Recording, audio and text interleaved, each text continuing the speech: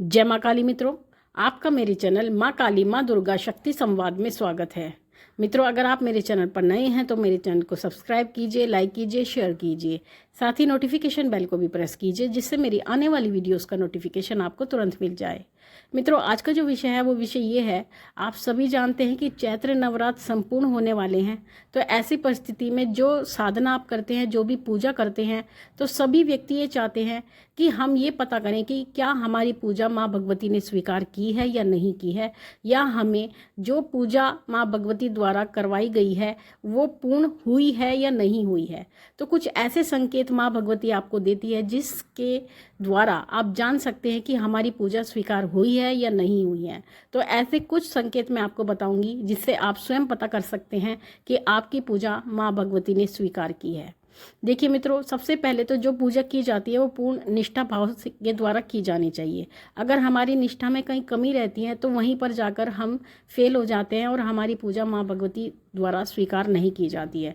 तो निष्ठा आपकी सबसे पहले होनी चाहिए, समर्पण सबसे पहले होना चाहिए, उसी के बाद माँ भगवती स्वीकार करती हैं। थोड़ा ज़्यादा या कम तो पूजा में चलता रहता है, माँ इस पर ध्यान नहीं देती।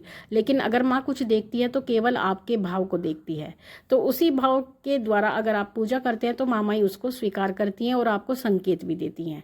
देखिए, अगर आपकी पूजा माँ भगवती के द्वारा स्वीकार की जाती है तो नवरात्र में ही माँ आपको संकेत दे देती है, जिसमें वो पहला संकेत ये देती है, अगर आपको स्वप्न में कोई कन्या दिखाई देती है, छोटी कन्या जो लाल वस्त्र पहने होती है या खेल रही होती है, भाग रही होती है, कहीं पर झूला झूल रही है, अगर इस प्रकार की कन्या आपको स्वप्न में दिखाई देती है तो माँ भगवती आपको अपने कंजक रूप के दर्शन देती है। तो आपको मान लेना चाहिए कि माँ भगवती ने आपकी पूजा, सेवा, आराधना स्वीकार कर ली है। दूसरा संकेत माँ भगवती छोटे बच्चों के रूप में देती है। अगर आपको छोटे छोटे बच्चे, लड़के या लड़कियाँ आपको दिखाई देती हैं, लड़के लांगुर का रूप होते हैं और लड़कियाँ वैष्णवी का रूप होती हैं, तो अगर आपको वो दोनों ही खेलते हुए दिखाई देते हैं, कहीं बाग बगीचे में दिखाई देते हैं या कहीं वन में दिखाई देते हैं, तो इसका अर्थ ये होता है कि माँ भगवती ने आपको शुभ संकेत दिया है कि वो आपकी पूजा को स्वीकार कर रही हैं और आपसे पूर्णतया प्रसन्न है। अगला जो संकेत होता है वो होता है स्वप्न में सुहागिन स्त्री को देखना। अगर आप सुहागिन स्त्री देखती हैं जो 16 श्रृंगार से युक्त होती है, जिसने सिंदूर धारण किया है और सुहाग के चिन्ह जिसने धारण किए हैं, अगर आप उसको स्वप्न में देखते हैं तो इसका अर्थ ये होता है कि माँ माई आपसे प्रसन्न है और आपकी पूजा को स्वीकार कर रही हैं। अगला संकेत होता है नारियल और चुनरी देखना। नारियल श्रीफल कहा जाता है, माँ भगवती का प्रिय भोग होता है, माँ भगवती इसको बलि के रूप में भी स्वीकार करती हैं। और चुनरी माँ भगवती से संबंधित होती है, माँ का आशीर्वाद होती है। अगर आप नारियल देखते हैं, चुनरी देखते हैं स्वप्न में, तो ये भी एक शुभ संकेत होता है कि माँ ने आपकी पूजा को स्वीकार कर लिया है। अगला संकेत माँ भगवती देती हैं शिवलिंग के माध्यम से। अगर आप स्वप्न में शिवलिंग देखते हैं या शिवलिंग के साथ कन्या को देखते हैं, किसी स्त्री को देखते हैं या शिवलिंग की पूजा करते हुए स्वयं को भी देखते हैं, तो इसका अर्थ ये होता है कि माँ माई ने आपकी पूजा स्वीकार कर ली है। अगला जो संकेत देती है माँ भगवती वो दीपक के माध्यम से देती है। अगर आपने अपने घर में अखंड ज्योत लगाई है या फिर अगर आप सामान्य दीपक ही लगाते हैं, नवरात्र में सुबह शाम का भी दीपक लगाते हैं, अगर उसमें फूल बनता है, कोई बड़ा सा फूल बनता है, तो वो फूल इस बात का संकेत होता है कि माँ भगवती आपसे प्रसन्न है और जो सेवा आराधना आप माँ भगवती के प्रति कर रहे हैं, माँ उसको स्वीकार कर रही हैं। तो फूल के माध्यम से भी माँ भगवती आपको ये संकेत देती हैं। अगला संकेत वो आपको अखंड ज्योत के माध्यम से देती हैं। जो बच्चे अपने घर में अखंड ज्योत लगाते हैं, पूर्ण श्रद्धा के साथ लगाते हैं, और जहाँ पर अखंड ज्योत लगाई जाती हैं वहाँ माँ भगवती पूर्ण रूप से विराजमान होती है, क्योंकि माँ ज्योत के माध्यम से ही आपके घर में विराजमान होती हैं। तो अखंड ज्योत अगर आपके घर में लगाई जाती है और अगर आपकी अखंड ज्योत कभी भी खंडित नहीं होती, यानी जैसे आपने पहले दिन लगाई थी उसी प्रकार से वो पूरे 9 दिन तक जलती रहती है, बीच में कोई भी बाधा व्यवधान नहीं आता है और 9 दिन अखंड ज्योत पूर्ण करती है बिना खंडित हुए, तो आपको समझ जाना चाहिए कि माँ भगवती आपसे प्रसन्न है और पूर्ण आशीर्वाद आपको अपना प्रदान कर रही हैं। अगर आपके घर कन्या पूजन होता है, जो अष्टमी के दिन होता है, नवमी के दिन होता है, और कन्या आपके घर से, जब आप कन्या पूजन करते हैं उसके बाद में कन्याएं आपके घर से हंसती हुई निकलती हैं, खेलती हुई निकलती हैं, तो आपको समझ जाना चाहिए कि माई ने आपकी पूजा स्वीकार कर ली है, क्योंकि कन्या माँ भगवती का स्वरूप होती है और माँ की सेवा में कन्याएं ही रहती हैं।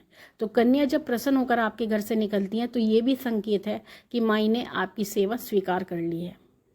अगर आप ज्वारे बोते हैं, क्योंकि ज्वारे आप नवरात्र में बोते हैं, आप चैत्र में भी बो सकते हैं, आप अश्विन में भी बोते हैं। अश्विन में तो ज़रूरी होता है जवारे बोना, लेकिन अगर आप चैत्र नवरात्र में जवारे लगाते हैं और जवारे आपके बिल्कुल हरे भरे होते हैं या पीले रंग के होते हैं और लंबे लंबे होते हैं, किसी भी प्रकार से अशुद्ध नहीं होते हैं, कटे वटे नहीं होते हैं, तो इसका अर्थ ये होता है कि माँ का पूर्ण आशीर्वाद आपके ऊपर बना हुआ है। तो जवारे भी आपको संकेत देते हैं कि माँ ने आपकी पूजा स्वीकार की है। अगर आपके घर में 9 दिनों तक पूर्ण शांति बनी रहती है, किसी भी प्रकार का कोई कलह आपके घर में नहीं होता है, कलेश आपके घर में नहीं होता है, लड़ाई झगड़ा किसी भी प्रकार का आपके घर में 9 दिनों तक नहीं होता है, तो इसका भी ये अर्थ होता है कि माई ने आपकी सेवा स्वीकार की है और निर्विघ्न आपके नवरात्र माँ भगवती ने पूर्ण कराए हैं। तो एक ये संकेत होता है माँ का। अगला संकेत होता है, अगर आप स्वप्न में किसी सांवली स्त्री को देखते हैं या काले रंग की किसी स्त्री को देखते हैं तो वो माँ काली का स्वरूप होता है, क्योंकि माँ इसी रूप में आपको दर्शन देती है और माँ भगवती अपने बच्चों को अलग अलग रूपों में दर्शन देकर उनको कृतार्थ करती है। तो इसी प्रकार से अगर आप सांवली स्त्री को देखते हैं तो आपको मान लेना चाहिए कि माँ काली ने आपको दर्शन दिए हैं और वो आपकी पूजा सेवा से प्रसन्न है। अगला जो संकेत होता है वो होता है स्वप्न में माँ के भवन देखना।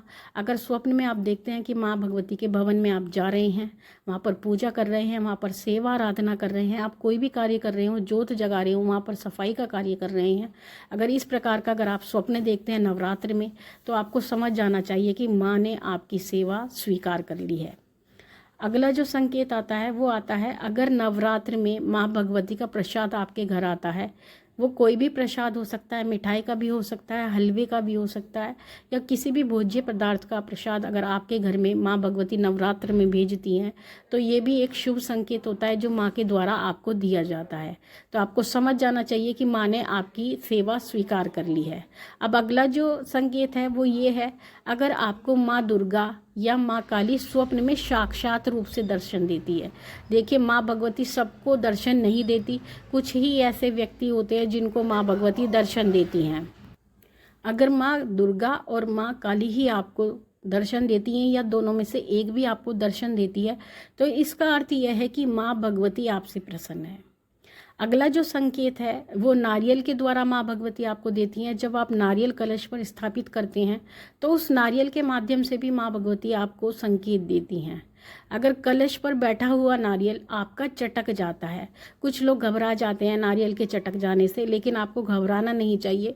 नारियल का चटकना इस बात का संकेत है कि माँ भगवती ने आपकी पूजा को स्वीकार कर लिया है और जो भेंट आपने माँ के लिए रखी थी जो कि नारियल था, वो भेंट भी माँ भगवती ने स्वीकार कर ली है और आपको आशीर्वाद प्रदान किया है।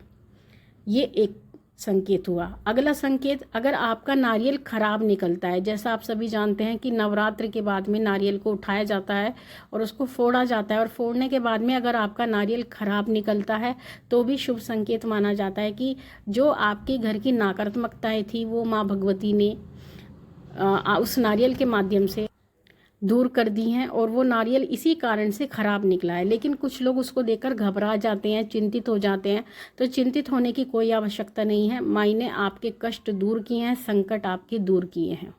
और अगला जो संकेत होता है वो होता है स्वप्न में अगर आपको भैरव जी दिखाई देते हैं या हनुमान जी दिखाई देते हैं, क्योंकि वीर हनुमान माँ भगवती के आगे चलते हैं और भैरव जी माँ भगवती के पीछे चलती हैं। तो माँ भगवती इन दोनों के साथ में चलती हैं। जितनी भी शक्तियाँ चलती हैं, देव शक्तियाँ चलती हैं, वो इनके साथ ही चलती हैं।